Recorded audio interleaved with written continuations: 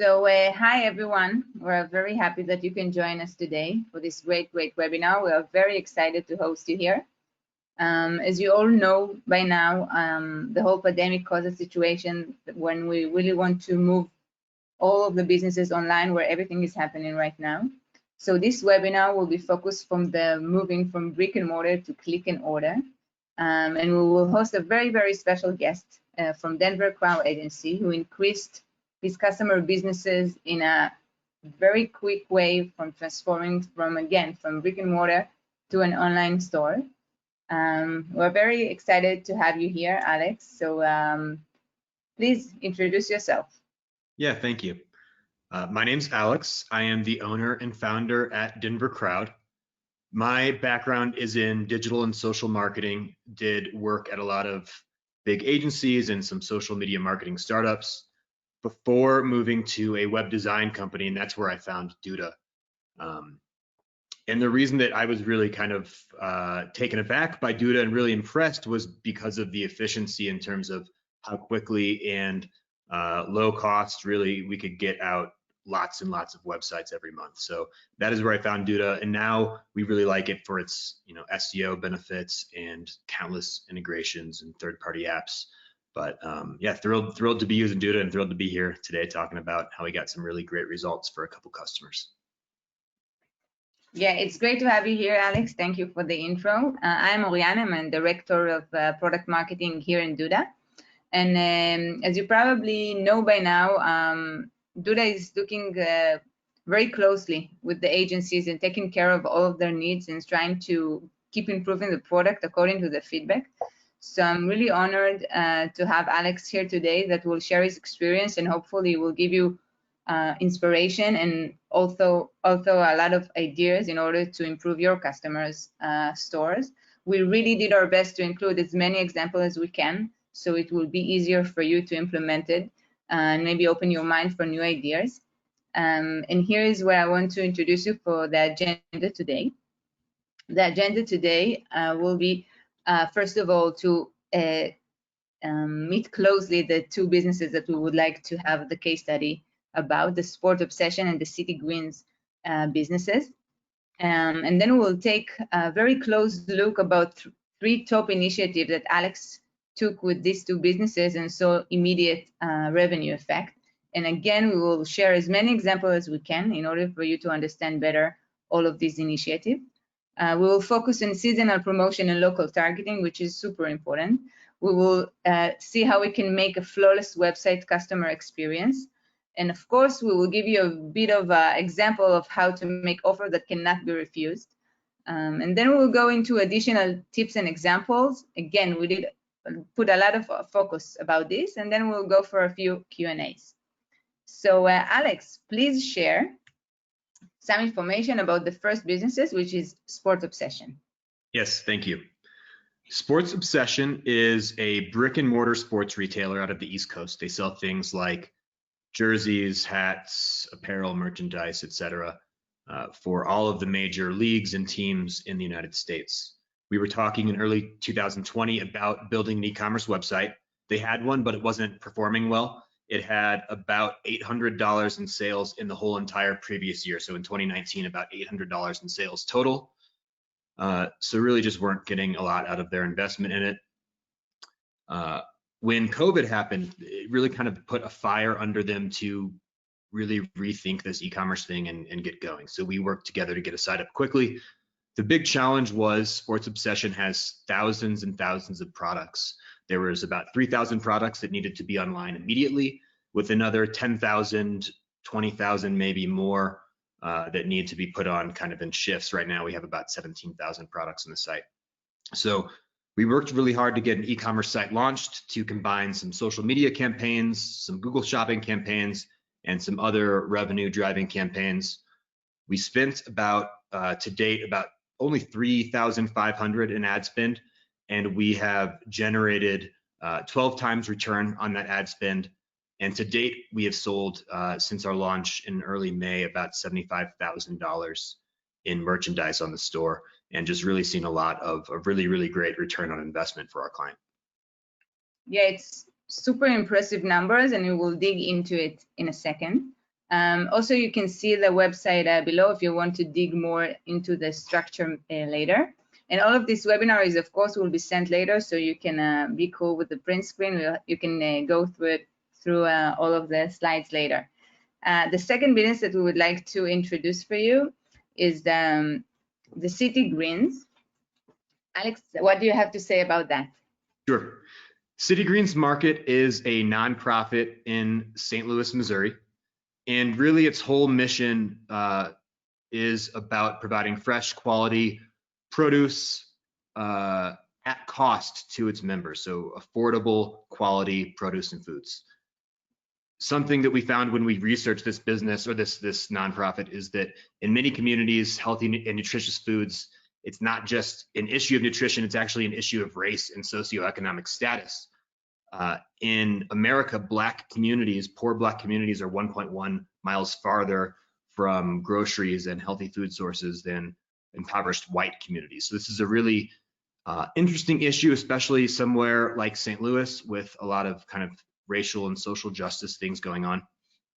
I'm from St. Louis. I saw a video a friend shared on Facebook about City Greens and about how they are coping during the pandemic.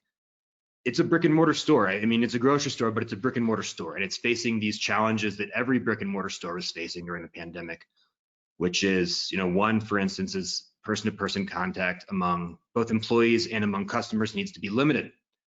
So one of the things they did, they built out a Google form to allow people to make purchases, and it was kind of a cluttered experience for both customers and for the workers at City Greens because inventory tracking can't happen through Google Forms, and customers would have to look at this long list of products just to select, apples or eggs or whatever.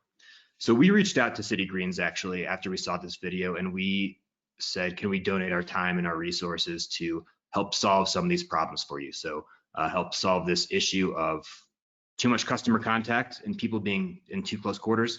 And then how do we solve this issue of making a seamless ordering system with inventory tracking? So we got with City Greens and we worked together on a digital solution for those problems. Great. So actually, both of the businesses moved online. One of them had already some kind of a representative in an online store, but not that good. And the other one was totally like new to this world of e-commerce, which I find both examples super fascinating, and we'll dive into details soon.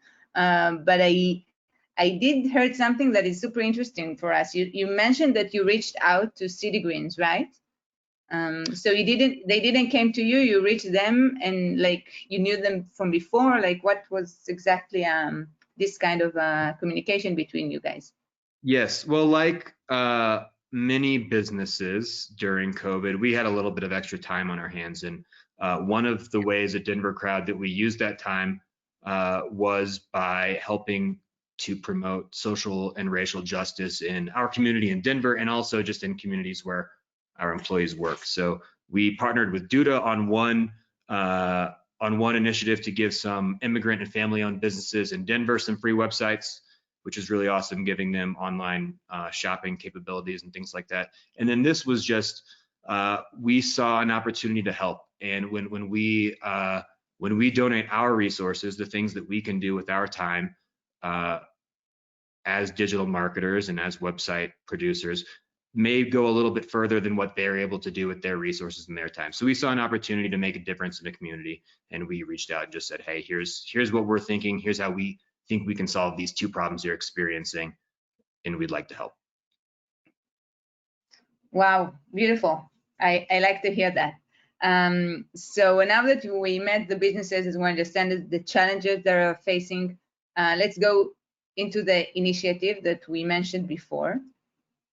The first one is the seasonal promotion, right, and local targeting. So here's the first example that Alex shared with us. Alex, can you tell us about this one? Sure. So this is an example of a revenue-driving campaign that also another goal was to raise awareness about our business. So in May, we had really just launched this e-commerce website. We wanted to let people all over the United States know that we sell sports merchandise and we'll ship anywhere. So this campaign is letting people know that they can use the Force, because it's a Star Wars campaign, for free shipping anywhere to a land far, far away, anywhere in the United States. So the campaign was playing on this kind of Star Wars May the 4th date. So we did this May the 4th campaign. A few different ads, Star Wars themed, targeted at people that are both interested in Star Wars, interested in sports, some specific teams that we had highlighted based on the owner's recommendation. And then they're also engaged shoppers on Facebook. And what that means is they've clicked Facebook's Buy Now button in the last 7 days. And what this indicates to us is that these people both fit our audience of who we want to be showing this ad to, and they're also more likely to buy online. So we spent just under $100, $97.30 on this promotion. We gained 132 link clicks and 19 purchases using discount code FORCE. Resulted in $1,440 in revenue. So a really, really great return on investment. And again, the goal of this was just to let people know we'll ship for free anywhere in the United States, all this sports merchandise. That's great, with a great result as well. What about the second campaign that we can see here? Sure. Sports Obsession, as I mentioned before, has 4 existing brick and mortar stores. And our goal with this campaign was to leverage people who are either already fans of those stores on Facebook or who may already know about those stores from where they live in their community. So we had 2 ad groups that we targeted here. One was people who are fans of those 4 Facebook pages. So there's 4 other Sports Obsession brick and mortar locations. We targeted the fans of those 4 locations and said, hey, you know us as Sports Obsession Erie or Sports Obsession Buffalo or whatever. Well, now you can buy online. We're Sports Obsession Online. And we targeted them. Our goal here was awareness. We wanted to, as we're building our social networks, wanted to get more likes. So our goal for this campaign was likes. So we targeted that group. And the other group was people within a certain geographical area around those 4 brick and mortar locations. So if you like some certain sports teams and you live within a certain amount of miles from these locations, you were hit with an ad saying, shop your local sports store from the comfort of your couch. And these campaigns together, we got 293 likes for about 34 cents per like. So pretty good return on investment. And our goal of raising awareness about our store and our online capabilities was, we definitely did a great job of hitting that goal. Yeah, it sounds very good. And I really liked what you said about the first one, about the engaged shopper. I think it's a great tip, like to do some kind of a targeting according to Facebook user that we know that already was engaged with the shopping action inside Facebook. I think it's a very important one because it's also probably increased the likelihood that they will buy. Yes, so I think that is our goal, is to make purchases. Exactly. Great. By the way, the strategy that you have on Facebook, on your Facebook page, not necessarily the sponsored one. If you think about that, you drive a lot of brand awareness with the likes to the page, you probably kind of share all kinds of communication and all kinds of creative around the page, right? The Facebook page. So yeah, in addition to just driving straight sales, we wanted to build up that audience of people who are going to see our posts and engage with them in the future. Great. It's also create community around the brand after you work so hard with the campaigns of the likes. Right. Perfect. Okay, the next one is the flawless customer experience. We will first share with the Sport Obsession. So what you can tell us about what you did there. Yes. So I mentioned the challenge that we faced in this site before, which was thousands and thousands of products that need to be on the site in hundreds of categories, both based on league and team and type of item. So our goal was to create an experience where anyone going to the site can either find exactly what they're looking for or browse and find something that would be appropriate for them. When we originally built out the site, we went with a mega menu. And if you're familiar with that, it's kind of a big, when you go to the navigation bar, you click on it, it pops out and has all this information, oftentimes some graphics or images as well that you can click on, and a huge navigation bar that allows customers to go a variety of different places. We tried that, and just because of the sheer amount of store categorization we had, that was too cluttered and cumbersome for our user experience. So what we settled on was a really simple navigation bar with kind of category suggestions. So if you're shopping based on an NFL team, you click the NFL tab. If you're just shopping for a gift and want to look at shopping by category, you can click the shop by category tab and browse all sorts of different products by what type of products they are. So our goal was really just to make it super simple for people to find what they're looking for or just shop generally on the site.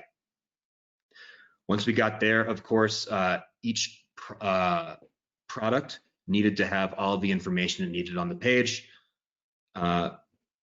When people are buying sports gear online, there are tons and tons and tons of retailers to shop from. So in addition to price, people are comparing based on materials, color, shipping, so many things. So we wanted to make sure that our product pages were optimized to include all the information that a potential customer would be looking for. The next step of optimization was our payment processor.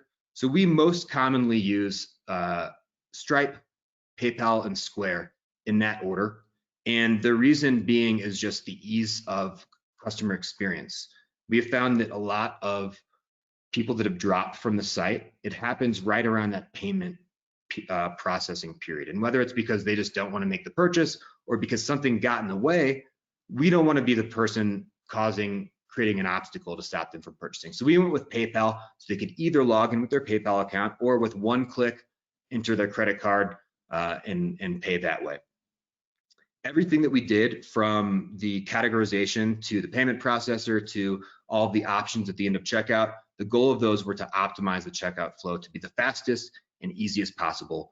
We've all been on a store that's super cluttered, visually overstimulating. There's a lot going on, and what do? You click out of that store. So our goal was to make a seamless customer experience that eliminated obstacles that would cause people to exit out of that checkout process. Interesting. So what you're here, I heard you saying that in order to cope with kind of a competitive landscape, you chose to add as many details as you can to a product so people will be sure what they are buying. They will feel trust from the details that you shared. And also, I know that later it helped you with the SEO. So I think it's great. Yes, and it's also we'll talk more about the SEO, but those are two great reasons to really fill out the product information. Great. So now let's move to the second business where you also did very good work about the flawless customer experience with the City Greens. So let's go one by one. The first one. Sure. So when we built out City Green Store, they had a ton of products that didn't have any images. And thankfully, Duda's library, Duda's image gallery has tons and tons of images, even for the most obscure products that you could find in a grocery store. So we were able to make a really visually appealing product gallery and shopping experience for our customers, no matter what they're looking for. And I think that's really, really nice when you're looking for foods and fruits and vegetables and meats online. Sometimes it is easier to look by photo than by name. So we wanted to make sure that we had some really nice, clear images to go with the product names and descriptions as well. Yeah, people always buy with their eyes, especially with food. So yes. I think this one is, as much as it sounds obvious, it's super important to have the most appealing images as you can. Yep. Here you did something brilliant that I really would like to share. Yes. So anyone that's managed an online store knows how much of a pain inventory management can be. So we used inventory management for kind of two things here. The first, of course, is making sure that a customer cannot purchase something out of stock. If something's out of stock, it won't appear in the store by default.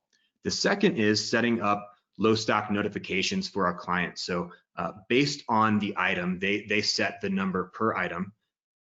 Based on the item, the store managers get a low stock notification via email if an item hits a critical threshold. So if there's 6 cans of beans left and that's when they want their notification, they get an email when it's time to reorder that can of beans. And that's helped save a lot of time in inventory management because they don't have to go through the inventory checklist every month or every week or every day or whatever. They can just wait for a notification from the store saying, hey, it's time to reorder. Yeah, I think it's great. It's also very helpful for the one who moved from offline to online in order to, keep track on stocks because you not necessarily see them with your eyes. So I think it's a very nice flow that you created for the store owner when usually you use automated emails in order to send to the customers. So Yes. this is a brilliant, brilliant usage of it. Thank you.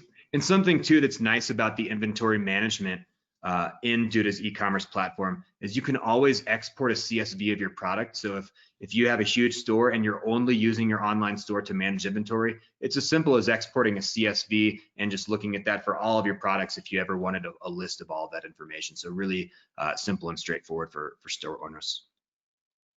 That's great. And what you did here with the delivery and the pickup schedule, you also did something very creative. Yes, it is important to make getting your items as simple as possible for customers. And I think that when we talk about the customer experience as marketers and as web builders, usually we just think about that digital experience we're creating. And our goal here was to help improve the physical experience for both the customers and the workers in City Greens. And what we did, we built, so Duda already has an existing pickup time scheduler within their e-commerce platform, and customers can use that to set their pickup time. And what we did is we rebuilt that to allow for pickup times to only allow for one slot per time. So for instance, if I were to reserve my grocery pickup time at 2:15 p.m. tomorrow, you can't do that tomorrow. You can do 2 o'clock or 2:30, but 2:15 is taken. And the goal behind this was just reducing contact among customers and among store staff. Yeah, important these days. So let's go to the 3 initiative, and here you saw also very good things. I think it's nice to mention that people are usually would like to see any kind of special offer. They would like to feel that they have need to seize the day, that they have something that maybe won't be here tomorrow. So I really like what you're going to explain about that. It's always good to have some kind of an offer for them when they're getting into the website, when they're opening your email, where they're, as you mentioned, follow your Facebook page. I think it's very good, all kinds of examples here that you did in order to engage with the customers if they bought or if they didn't, and for the next purchases, of course. So walk us through your initiative. Sure. So Gratisfaction is an app that's available in Duda's e-commerce app store, and it is a loyalty rewards program. So we have installed this to create an opportunity for more engagement on our website. Though it's not our highest method in terms of return on revenue for customers, what we like is the experience that it creates and that it offers our customers. So it rewards customers for purchases on the site, for sharing the website on their social media pages, and also for referring their friends and if their friends make purchases. So it's a really, really great way to continue interacting with our customers once they've made a purchase, and also to get them to promote our website to other potential customers. Another way that we've interacted with our fans is with custom discount codes for members. So that's something that's actually offered through Gratisfaction as well. But the way that we used it for City Greens is, I mentioned before that they offer groceries and produce at cost to their members. So we set up using Duda's tax settings in the e-commerce platform and using the discount codes. We have set up some offers that City Greens members can use their unique member code to get rid of that non-member fee. So a really kind of fun way to use a couple features already offered within Duda to kind of add some additional functionality for our customers. Discount codes are something we use for all of our customers. For City Greens, it worked for members. For Sports Obsession, this is something that we use all the time seasonally and to promote specific products and product categories. So anytime you go into Sports Obsession, typically in the website header, the website footer, and then most of the time also as a pop-up, we will have some sort of promotion on hand, and we'll talk in a little bit.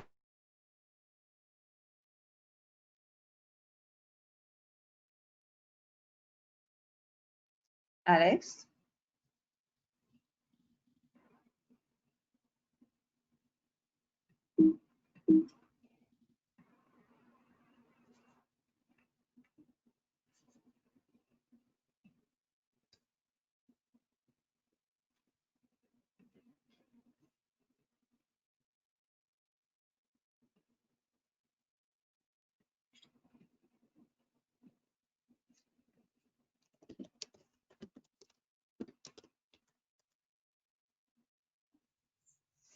Of course. So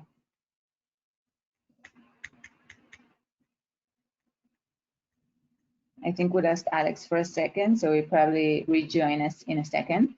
So let's think about what he did here, what we liked here, that first of all, he did like things for the customer who just came for the first time for the Sport Obsession sites, for example, the one that will always find some kind of promotion or a discount in the website, if it's for free delivery, if it's for a ultimate 10%, 12%, 15%.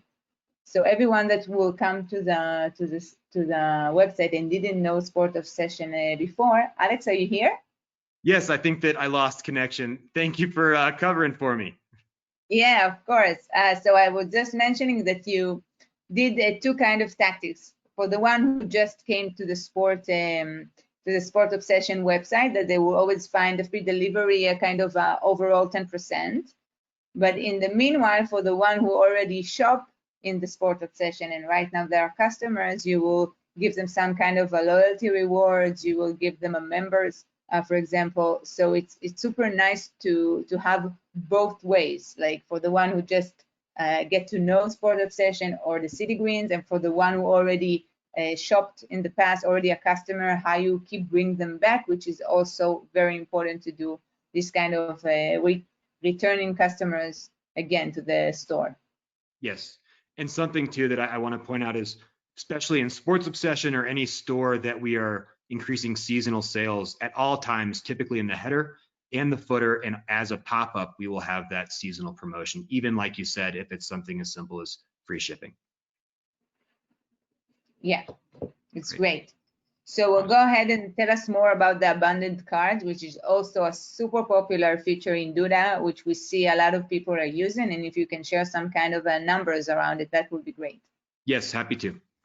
So this abandoned carts feature is something that we have used since the site launched, but we have been playing with it and playing with the discounts we offer with some varying success. So by default, when you launch abandoned carts through Duda's e-commerce platform, it just sends customers an email saying, here is what you left in your cart, come purchase. The first thing that we did was we added a 10% off coupon, thinking, okay, maybe we'll see some increase in conversions. And we did. And then actually based on a Duda success story we read on your website, we increased that to 12% off, and we have again seen an increase in conversions. So our code now, when somebody gets an email from our abandoned carts, they see the products they left in their cart and they see an offer that says, get 12% off now, use discount code LoyalFan. Why 12? Well, so we have found that converts more than 10%. So nice. I think that it's a mathematical balance between a increase in conversions and a loss in revenue, of course, on the product. But using a variety of different coupon codes, we've actually converted 88 of those abandoned carts for over $7,000 in revenue. So we've seen quite a bit of return on investment just from that abandoned carts email going out on a regular basis. Great, another great tip. What about the personalization rules? What did you do with them? Whoever personalization. The personalization rules, they will just say that it's all kinds of messaging that you can push inside the website according to different triggers, like hours of the day, like location of the user, like if it's a returning user or a new user, you can show up a whole different messaging. So it's really neat to and give some kind of a personalization experience to the one who is visiting your site. Yes. So the way that we have used personalization rules is to promote merchandise from specific teams to likely fans of those teams. So for instance, if you're from Buffalo, New York, and you go to Sports Obsession, we may hit you with a pop-up for the Buffalo Sabres showing you that team's merchandise or a coupon code for that team's merchandise. So really awesome way to get people in specific geographical areas, like you said. Another way too is those seasonal promotions. So if you have a summer sale going on, or we have fall coming up, if you have an autumn sale, you can pre-schedule these pop-ups or notification bars or even an additional row on your site to come up specifically when you want those to appear for who you want them to appear. So those personalization rules have been really great for showing a specific promotion to a specific audience. Great, really good tips and examples. And I think now that we are all kind of already filled out with all the information about both businesses, we're really, really curious about the results. Drum rolls. So please take us through. First of all, we see the sport obsession. What we're seeing right now is the Google Shopping Ads dashboard. And we really want you to first of all say what we are seeing here. And the other thing is, like, what do you put most of your attention while you're going into a dashboard like this? What someone who's just starting or already did that before promoting things through Google Shopping, what kind of tip do you want to share? Sure. So first of all, I want to say the most important thing when we're looking at any advertising is cost versus revenue. How much did we spend and what did we get out of it? Certainly goals for any campaign can differ, but when you are running an e-commerce store, what we want to get out of it is sales.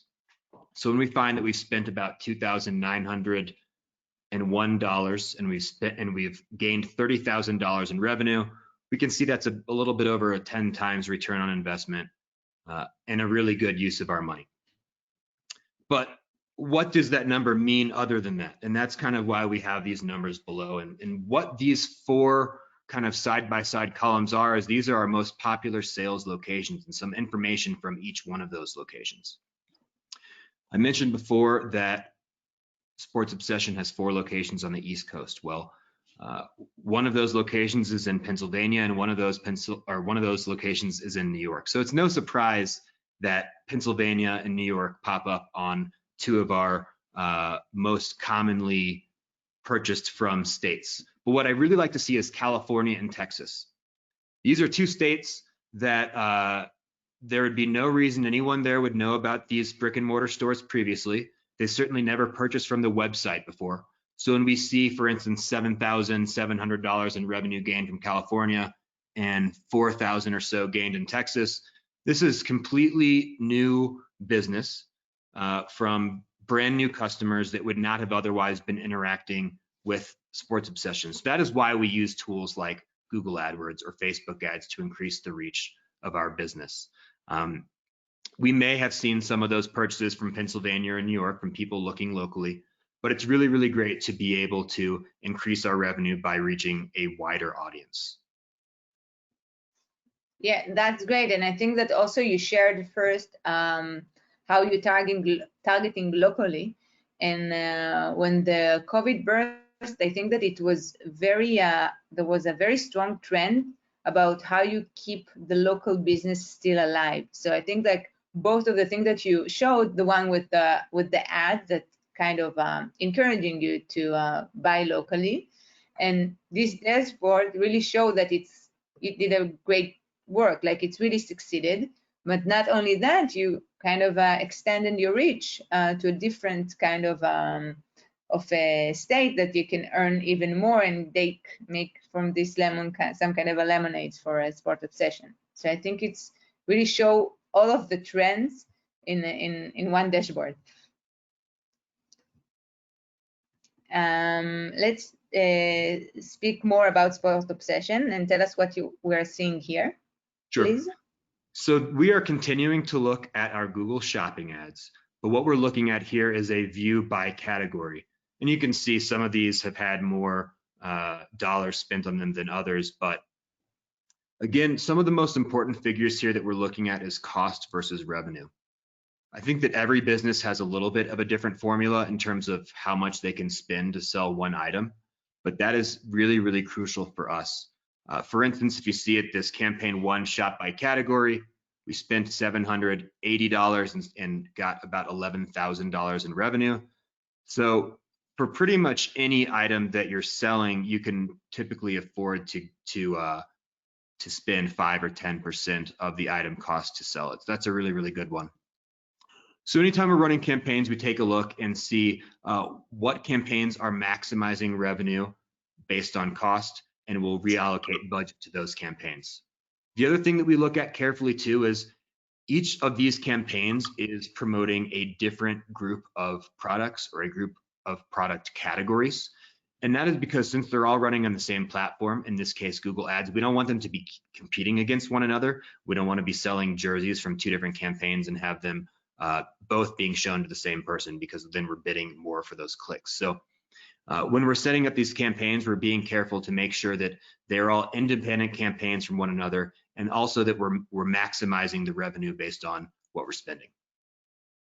That's great.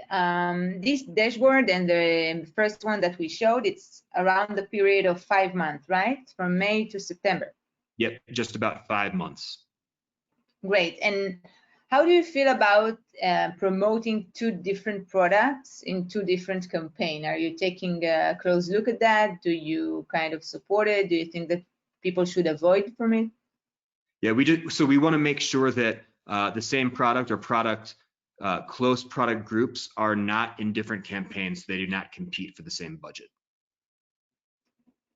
Yeah, I think it's very important as well. So after we shared some kind of 3 of the main initiatives that you did with the website, sharing examples, sharing the results, let's take a few more snackables of practical tips in order to increase the customer revenue.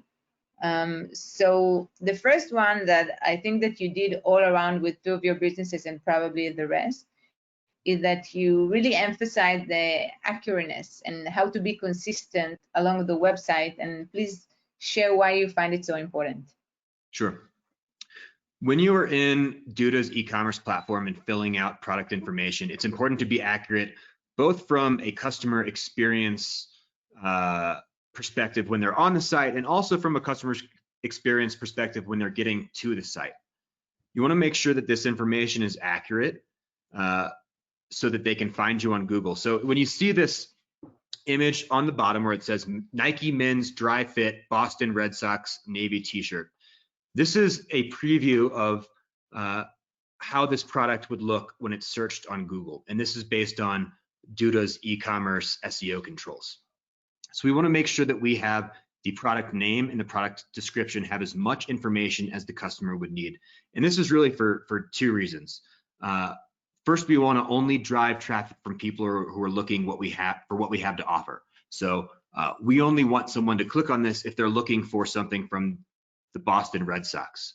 Let's say there was limited information on there and the whole title wasn't there. We don't want to get a click from somebody who's looking for instance, Red Sox. So it's really important here to think about the name, the title, the description, so that when they get to the website, they have all the information they need to decide if it's appropriate for them to make a purchase. In addition to the name and the description, the shipping information is really, really important. And this has made a big impact for a lot of my clients in terms of the profit they're making off of items. When you're automatically calculating shipping costs, this is done based on the item's shipping weight and its dimensions, its length, width, and height. If any of that information is incorrect, it can be incorrectly calculated. And since the customer is charged at checkout, you as the business owner are going to be the person responsible for making up that difference in shipping costs. So one thing that we recommend to our clients is, when possible, if you can wrap in the shipping fees to the cost of the product and then offer free shipping or free delivery, not only are you going to see increased conversions from that free shipping, but then you don't have to worry so much about that automatic price calculation. Win-win. Yes, win-win.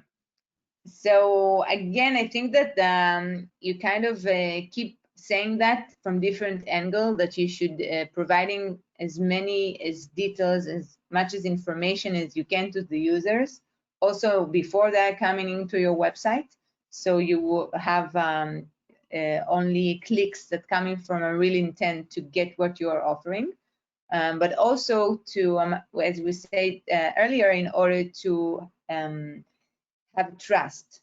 So they're coming, you say that there is a lot of competition, so once you give a lot of information, it creates more trust. So I think it's a thing that can help you in both ways, as we mentioned. The second group of tips that we want to share here is, I think what everyone is looking for is how to make data-driven decision. And here we gave many examples, as you will see in the next slides. So let us know, first of all, Alex, what we're seeing here. Sure. So this image below is reporting directly from Facebook's ads platform. And the reason that this is significant is because we have used analytics and conversion tracking to determine whether this ad is good or not. With pretty much any advertising platform you run, or with any advertising you're ever running to your website, you should be setting up conversion codes or conversion pixels to make sure that you can track how consumers are behaving once they get there. Based on this Facebook pixel we set up on our website, we could directly track 3 purchases from this promoted post, letting people know that that football is back. So really, really great to see. For $2.64 per purchase, we generated $144 in true purchases on our website.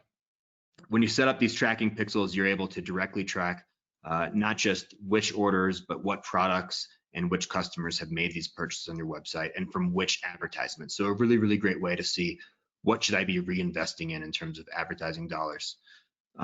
Another reason it's really nice, other than just from an advertiser's perspective, is when you go back to your client, you're able to say, hey, these $3,000 in ads are directly attributed to this $50,000 in sales, or whatever your numbers may be.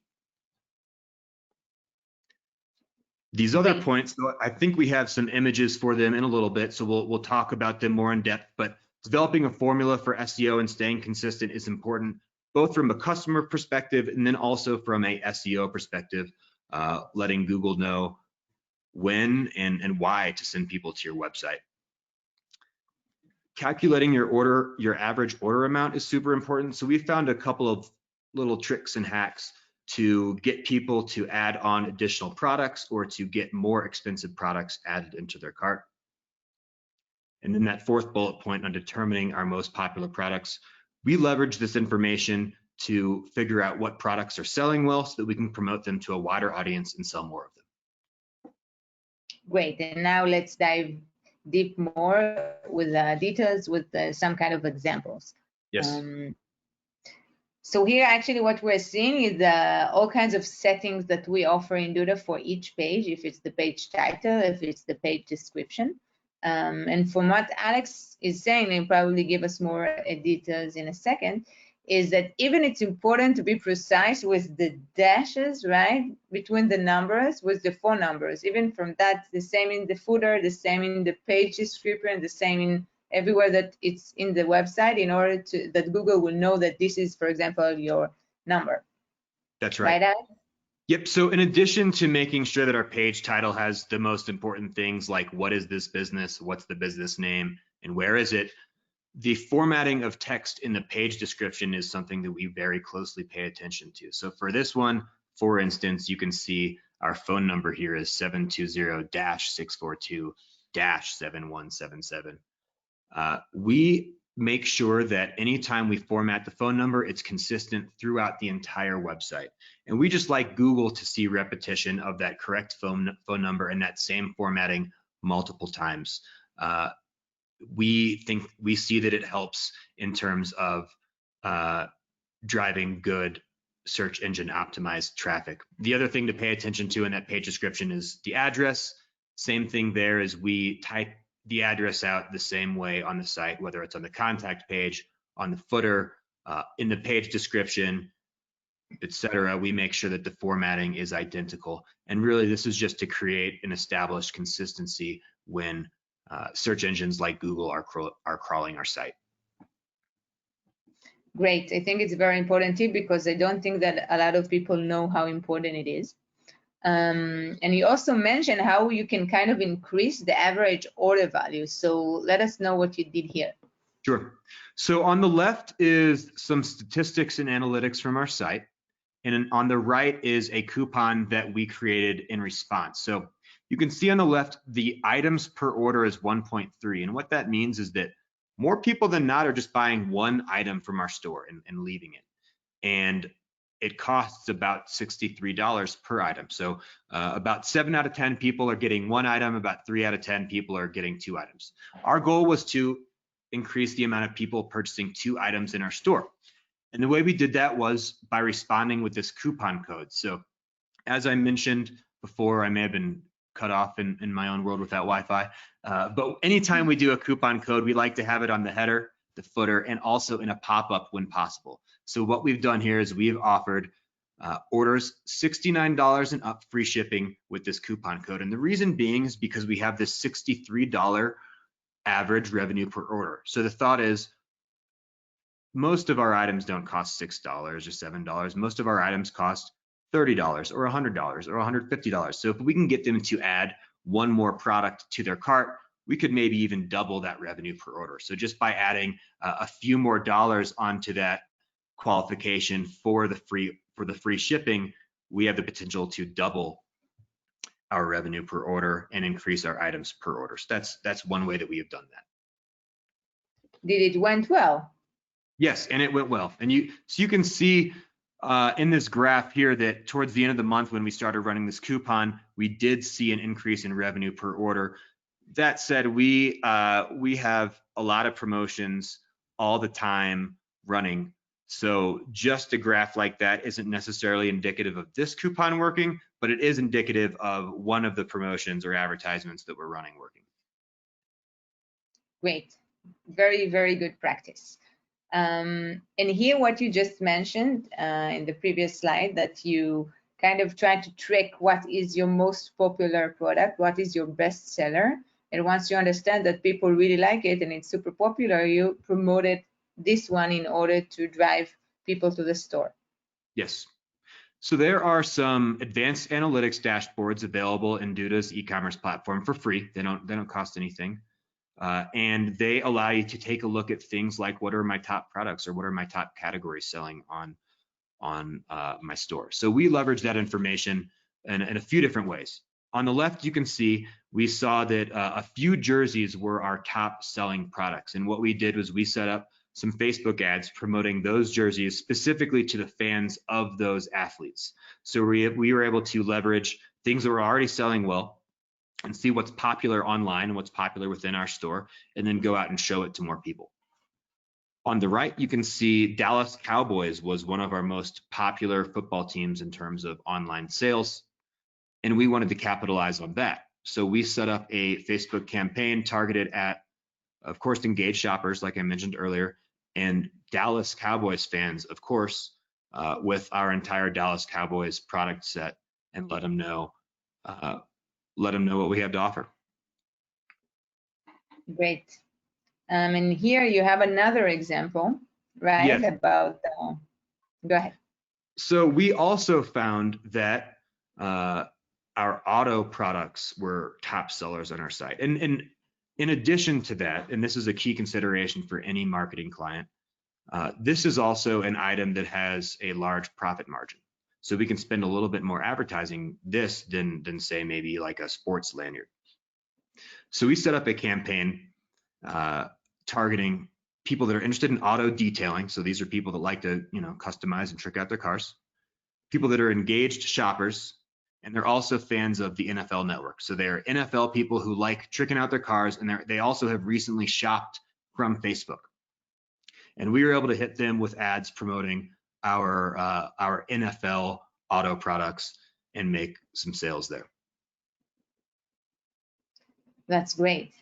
The third group that we want to mention is how you can keep improving the communication and offering together with all the things that we already mentioned. Yes. So the first thing that we mention here is creating a consistent, manageable email marketing schedule. And the reason why that's so important is if you look at this chart down here, this conversion rate by channel chart, you can see nearly 17% of the people that go to our website from an email conversion buy. I mean, that's a pretty staggering number. So every time we send an email, if 100 people click on the link, we're going to get 16, 17 purchases, which is really fantastic. So some of our success can be attributed to a consistent, manageable schedule.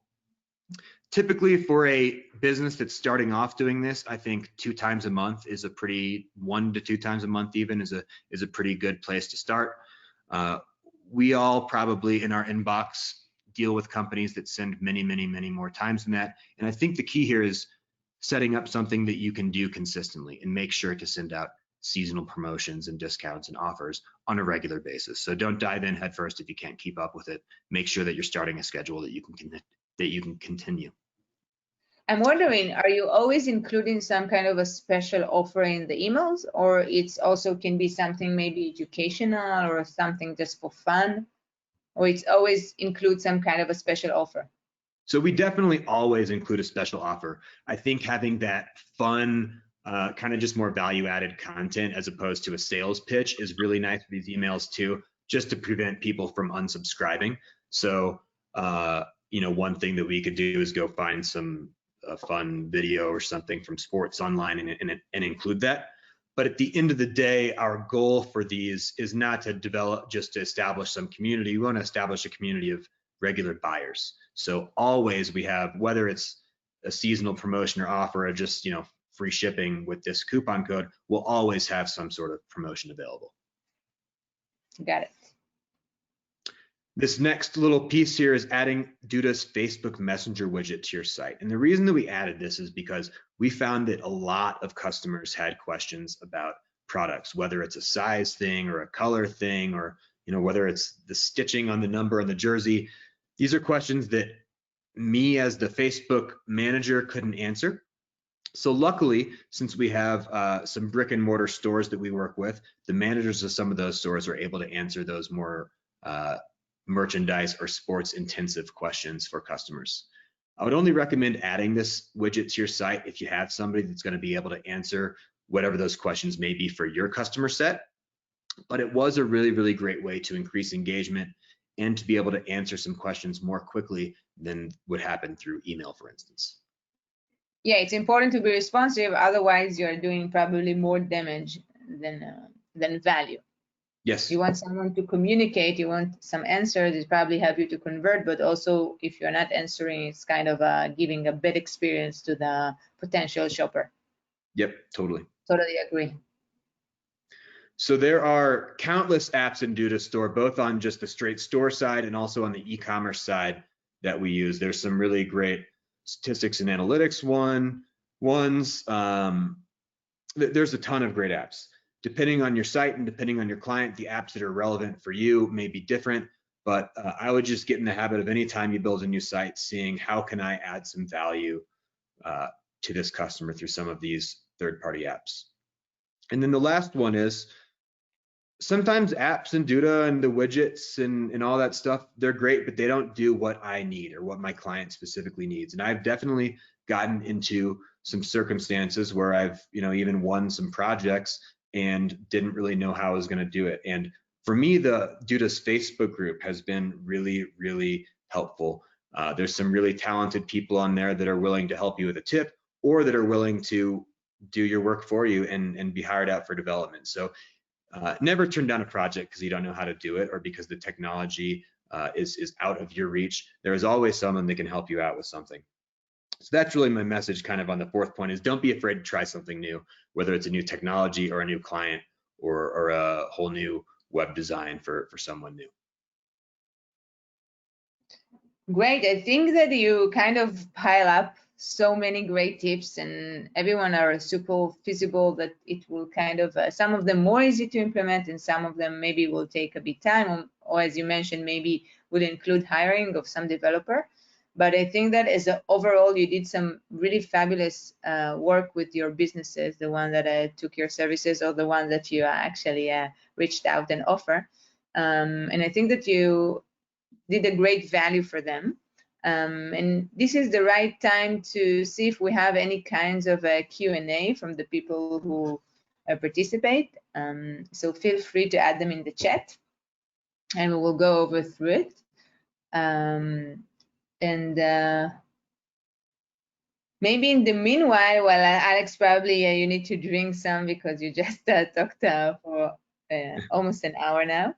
I can share that Duda is releasing a lot of super important and very educational blogs, webinar, and white label decks around the holiday season. If it's tips to how to make your store ready for the holiday season, if it's the latest trend that we see according to our research. If it's the success story, for example, for Alex in Crowd Network. So we have a lot of things to share with you, and all of the things are based on our research or on experience of our users. So I really, really advise you to go over the webinars, the resources, the blog, in order to get more and more information, in order to give better service to your customers.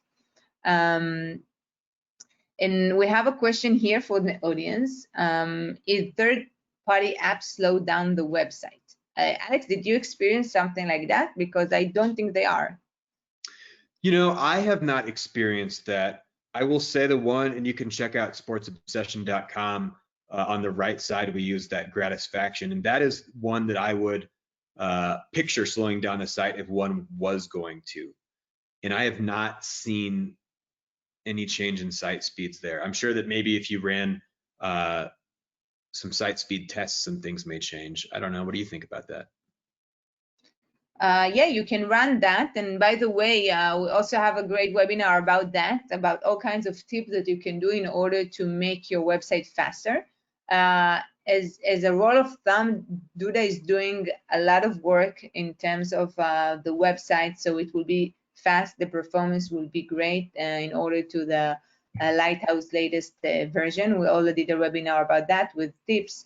So I'm not familiar with the fact that any of them are slowing down the website speed, but I can recommend of all kinds of tactics in order to avoid anything that slow down the website, which is kind of all thing that probably will take even more than a few seconds to load. You should put it below the fold because we are using all kinds of special coding and technique, so it will take the time to load them, like a few seconds if they need. And in the meanwhile, the hero, the first fold is being loaded. So take a look there in this webinar in order to get more tips.